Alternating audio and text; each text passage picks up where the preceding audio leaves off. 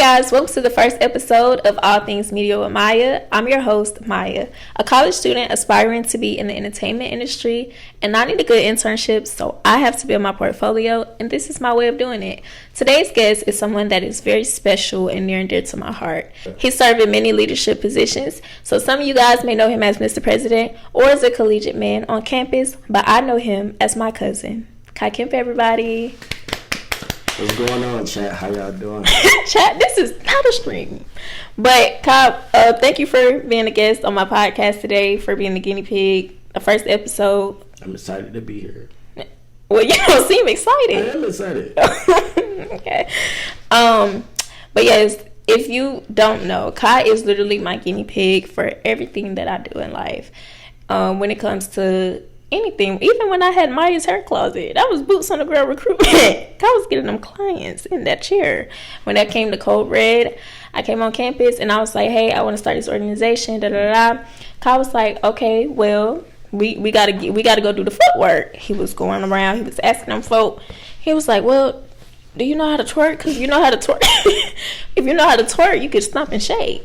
So if Kai walked up to you freshman year and asked you if you know how to twerk, I truly apologize. But yes, thank you for coming on the show. Let's get into your upbringing, your childhood. Let's talk about it. Yeah, so originally I'm from Thomasville, Georgia. I was born and raised there. I am the middle child of 6 siblings, so I have 4 brothers and 2 sisters. I'm somewhere in the middle, stuck in the middle. And you do act just like it. You do. Education-wise, I attended Thomasville City School, so that's Sky Elementary, McIntyre Park, Scholars Academy, Thomasville High School. Yeah, that's my upbringing. Yeah, Kai and I have obviously known each other our whole lives and been in elementary schools together, middle school together, high school together, and now we're in college together. So when we graduate, I don't know what I'm gonna do. I don't know what I'm gonna do when I can't call Kai to come kill a bug in my house. Nah, fact. But yes, how do you feel that your childhood shaped the man that you are today? Like having so many siblings. I would say, for starters, with my siblings, I want a big family. So to my future wife, we will be having 5 kids. Ooh, future wife. But as well as like my family, my parents, like my mom. I can go on for that. You know, like I talk about a lot of stuff, but Candace, she's like, not one of them. My mom, my favorite person in the whole wide world, just showed me as far as like education wise. My mom has a doctorate degree in nursing practice. And thank you. Did all this while being a single mom, raising me and my 4 siblings, and then my 3 siblings, and then eventually my younger 3 siblings. So definitely part of the reason why I go hard the way I go. Okay. To this day. So how do you feel about, because you know Charlie and Shannon, they getting a little older. How do you feel about them, you know, they finna be in, well, eventually they got to go to college. What do you think Charlie's gonna major in? Fashion design. You think so? Definitely the College of the Arts. For sure. Well, you know, Charlie, I am also a part, well, no, I'm not. They changed our college. But, you know, until this semester, I was a part of the College of the Arts. So, girl, if you need stuff, let me know, okay? But, yeah, I also think that your childhood and, like, the amount of siblings that you have and your dynamic with your parents, that definitely shapes who you are as a person. Because I am the only girl of 4 brothers. And I act like it. Off the chain. And I'm also the second oldest. So, like, kind of middle child, kind of the oldest. But I feel like that also, like, helped shape me into who I am today as well. Because I, too, was raised by a single mom. Shout out my daddy, though. Shout out to a single mom. Mind you, it's Father's Day. Mind you, we are shooting this on Father's Day. Happy Father's Day, you guys. Happy Father's Day. I know my granddaddy is watching this. Happy Father's Day, granddaddy. Okay, let's get into campus. So, you talked about elementary through high school. What made you decide to come to Valdosta? All right, so for starters, didn't want to come to Valdosta. Did not. My original school of choice was Georgia Tech. But what happened? I feel like you wanted to go to Clark Atlanta real bad too. I did want to go to Clark, but the dorms, I couldn't stay. Remember when Evan dorm got flooded? No. The dorms got flooded. Jesus. Yeah, so I V-State dorms got flex. Not like that. So on the day that I got my decision to go to Georgia Tech, it was the day you had a tour here. Mm-hmm. So I had got waitlisted, and I'm 38 high because I'm supposed to go to Georgia Tech. I want to go to Georgia Tech. Maya called. It's spring break because our mamas was in Houston. Yep, it's spring break. You called. She was like, she's going on tour to VSU. I think you should come. Da da da da. So we go to VSU. Who's our tour guide? Allie? Is that her name? It was Allison. Yep. Shout out to Allison. We go to VSU. Allison gave us a tour. We go to the campus, the dorm halls. At the end of the tour, Maya's like, I think I'm going to go to VSU. I think you should go to VSU. I'm like, we're going to VSU. Well, go Blazers, I guess. God, I don't know what I would have done if you would have went to Georgia Tech. Yeah, I don't know, man. This would have been bad. It would have been no cold red. Totally different if I would have went to Georgia Tech. No, for sure. Not extremely different, but I would say more on the cultural aspect different. If that makes sense. As in, like, what? Like how I act. Like, Georgia Tech is more like a pristine yeah. school. Yeah, Valdosta is very boo ghetto. Yeah. Even though they try to portray themselves as something on the internet, it's very boo ghetto here. It's very PBI, and I love it. Yeah. But all hail red and black. If you don't love my VSU, then leave my VSU. Thank you. But okay, so tell us about what organizations you're in on campus. Do you have a campus job? What's your major? All right, so for starters, my major is organizational leadership. That's practically the science of leading organizations in a nutshell. The orgs that I'm currently in on campus is Student Government Association. I'm a part of the Lambda Phi chapter of Kappa Alpha Psi Fraternity Incorporated. Okay. No, that's right. My on-campus job is being the student body president of Valdosta State University. Okay, student body president. You know we're going to get into that, right? And we are in just one moment. So tell us about your other organizations before we get into... Because, you know, you being the president, that's... That surpasses. So before I became SGA president, I was part of Collegiate Men, Habitat for Humanity, NAACP. What else was I a part of? Y'all, Kai did some of everything. Every time I talked to him, he was at a meeting, he had a suit and a tie on, or he was going to community service. I know that's right. Then I also served as like a resident assistant. You were an RA. Yeah, so. I forget about that. Yeah. Yes, child. Kai was an RA. I know you ain't do nothing. Did you actually do your bulletin boards? For the most part. You did? I don't remember that. Until about the middle of the semester, I had a little business to help. But I have so much respect for RAs because if I'm in my bed asleep and somebody come knock on my door and tell me anything, boy, you're gonna have to get out my face, okay? Like I just don't know what to tell you. I'm not decorating no board. I'm not hosting no meetings, none of that. So if you're an RA girl, shout out to you. Actually, my friend Giselle, she's an RA now. Shout out to you, Lily, because I quite literally could never. All of my residents would hate me. What do you mean you're locked out of your room? Well, because you're sleeping in the hallway tonight. Sorry, boo. But so what was your experience of being an RA? My experience was great. So I was an RA in Patterson Hall. Patterson Hall is a traditional hall, so I had all guys on my hall. And it was great because when I first became RA, we had a little community hall meeting, and I told them, like, all right, at the time, I'm 18. Y'all 18. Listen, I'm like y'all long lost cousins. I'm not y'all daddy. I'm not your older brother. Don't call me, call the police. No, I'm so big on please don't call me. You gotta call the police if you're in danger. So a lot of my job was kind of regular RA duties, but I kind of did more of like mentoring because I was kind of like, I ain't gonna say on a different level, but slightly ahead of some of those guys. So it was more like mentoring than anything. So if someone is watching this and they don't know what the duties of an RA are, could you explain that? So as an RA, you supervise the dorm hall.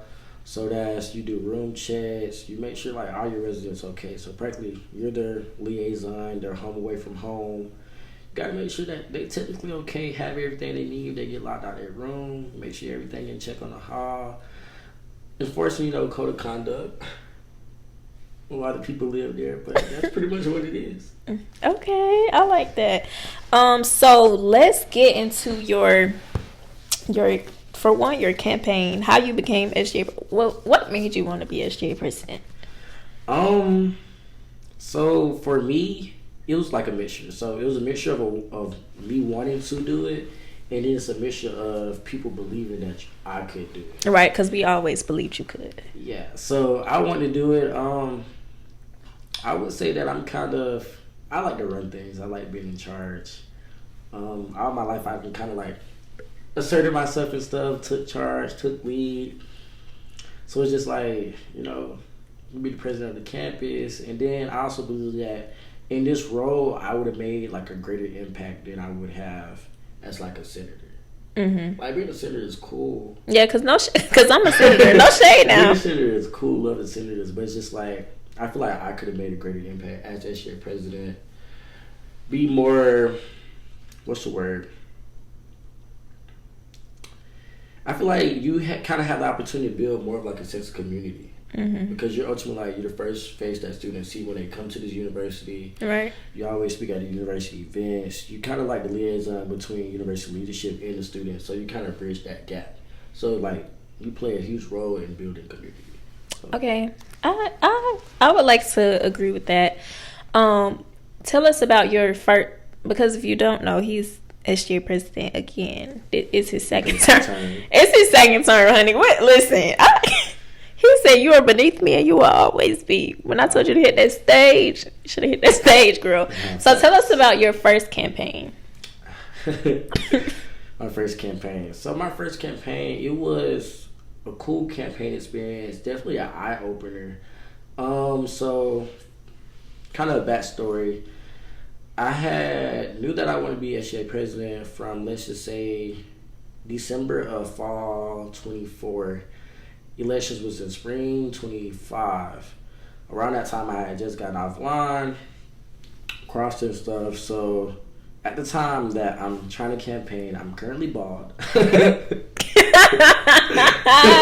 So that's kind of like a whole, you know what I'm saying? I'm currently bald. My ticket was kind of, I wouldn't say thrown together, but no shade, but it was thrown together. But it was kind of thrown together. It was kind of like crunch time. So it was kind of one of those things where I knew I wanted to be SGA president. A person knew they wanted to be vice president. A person knew they wanted to be secretary.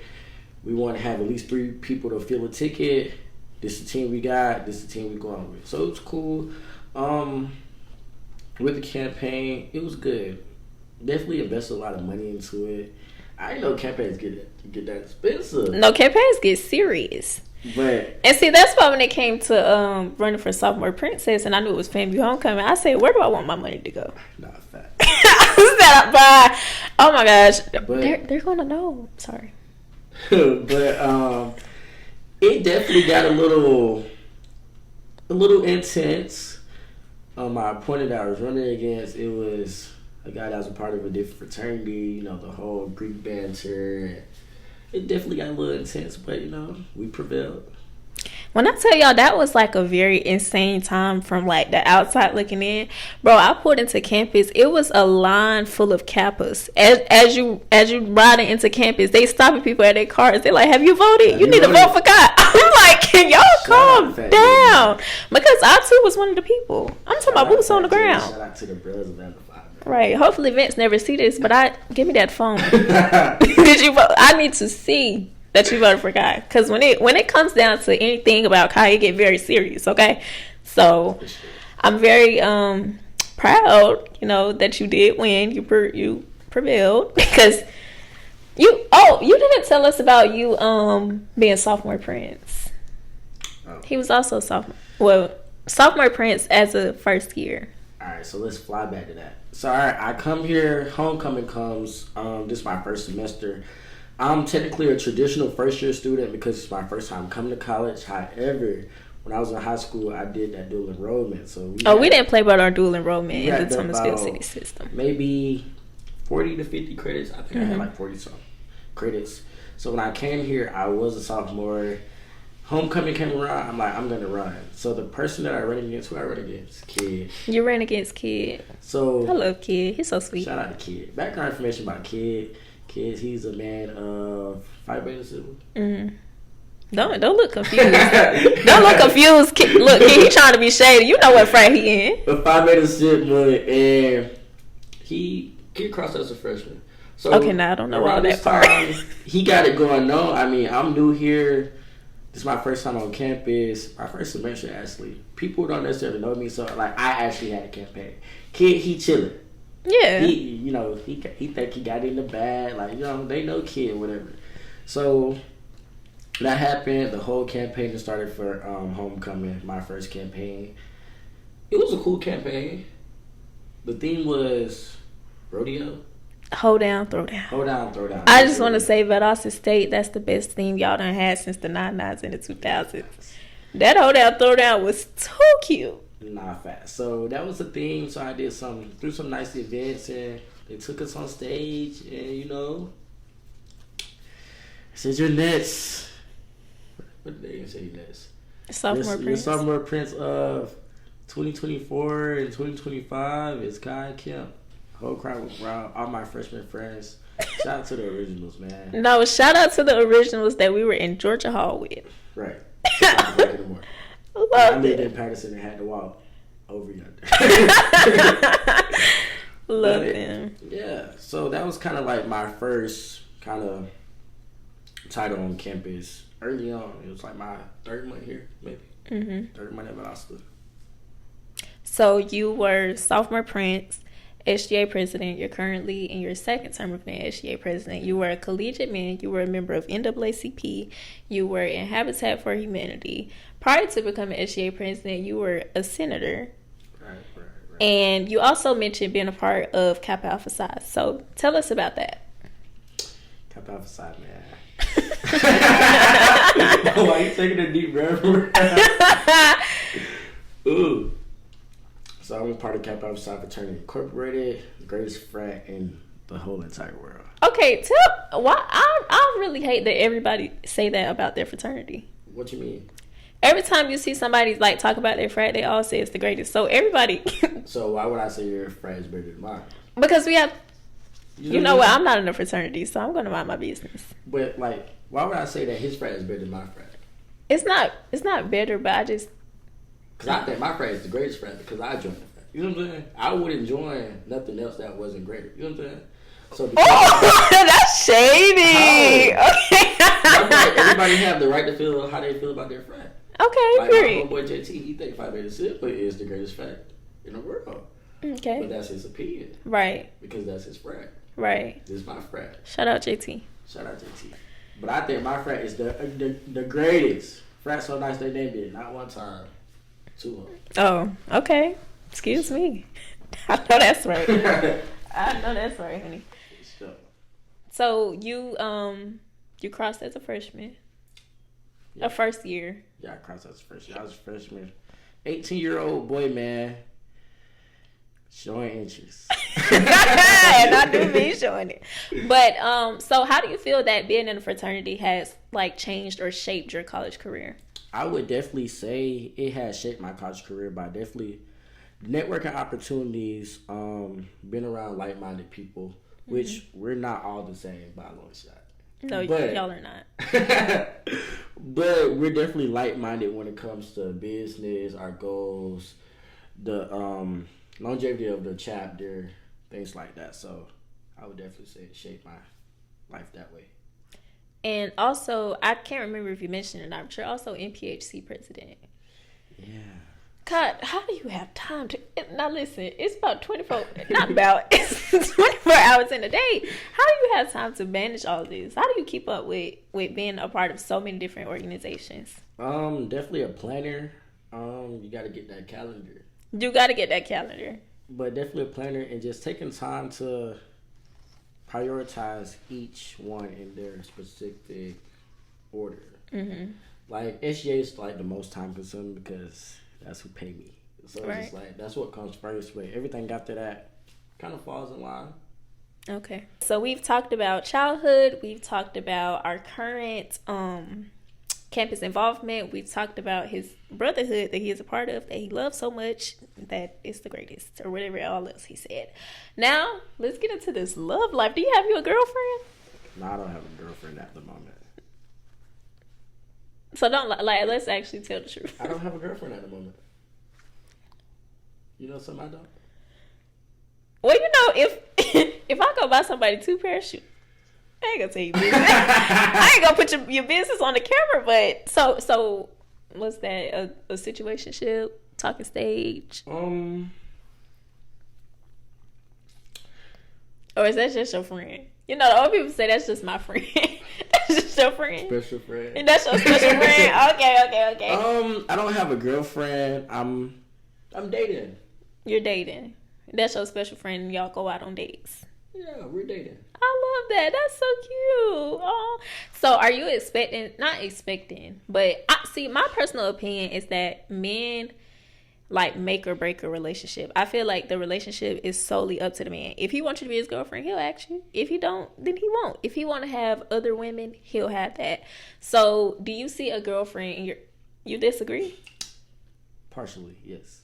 Okay, let's talk about it. Why do you disagree? I feel like it's not just up to a man. I feel like, it takes 2 to tango, and both of y'all have to be more or less on one accord when it comes to forming a relationship. However, the statement about if you want to have, multiple X, Y, and Z, that's probably true. No, it is true. Probably true. As far as the relationship, it definitely takes, serious conversations for both of y'all. Okay. Okay, yeah, I definitely could see that. So some of your statements, we're just gonna have to agree to disagree. But however, do you we're young, but do you see a girlfriend in your future? On Miss Holly possible, yes. On Miss Holly possible, yes. Y'all, we finding this out at the same time. I love that. Y'all, if you know Kai, he is so excited to be a husband. He a dad, whatever he want to be. He likes to cook. He likes to do all of the domestic stuff. And I think we need more of that in the world when it comes to men. Because as a man, why don't you know how to cook? I'm excited to be, a stay-at-home dad. Kai. No, because here's my thing, right? I feel like people misconstrue the term stay-at-home dad. So you have different types of stay-at-home dad where the wife is bringing home the chicken. And he just shopping at the chicken, for example. But I want to be a stay-at-home dad. I bring home the chicken, but I also stay. So you want to be a work from home dad? To the backyard. Not necessarily work from home. I have sources of income where it comes to the home. Okay. So do you plan on getting this money legally or illegally? Because it sounds like. I know that's right. But